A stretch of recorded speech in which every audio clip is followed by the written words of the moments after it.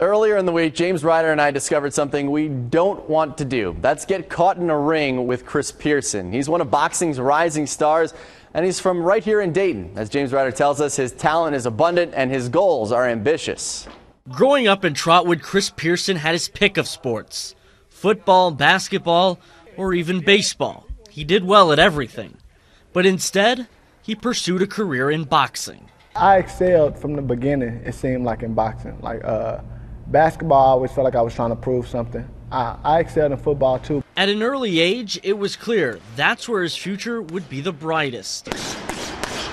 But surrounded by stars in more popular sports like football and basketball, Pearson's accomplishments faded to the background. When I was young, it was frustrating because like I said, by 10 years old, I was winning national titles. So being ranked #1 in the country, you got all these people telling you how great it is. You see how the young fighters are working their butts off to try to be national champions and try to accomplish these goals that you've accomplished.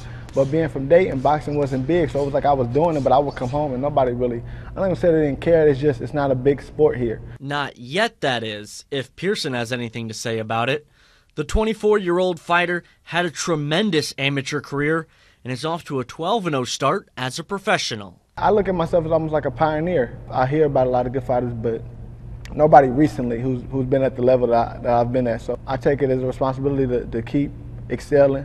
And I know sometime soon we're going to bring a fight here to the city. Lord willing, the main event fight, a world title fight. And how close is Pearson?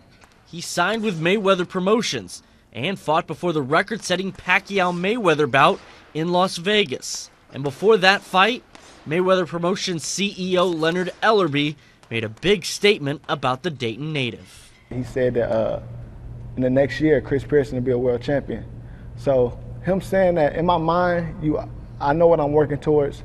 And even though I keep saying, take it one fight at a time and I don't want to look down the road, I realize I'm closer than I ever been. I say maybe 2 or 3 fights, and then I'll be right there fighting for a world title. One thing that's very different about boxing is you not only have to be a great fighter, but must be able to make yourself a compelling character that people want to watch. Pearson says his hook will be very different from most fighters. My thing is always trying to be true to myself. You know what I mean? So I think people are going to take to me just because I'm a Midwest guy through and through, I believe. I'm all about my family and I'm all about my career and being the best that I could be and excelling and working hard. I don't want no handouts. I don't need any handouts. Pearson is on track to achieve his goals of being an undefeated world champion, headline a fight at the MGM Grand, but perhaps most importantly, bring championships and major boxing bouts to Dayton to help the sport's popularity in his hometown. James Ryder, ABC 22 News. And Pearson will be throwing out the first pitch at the Dragons game on Monday if you want to go check him out as well.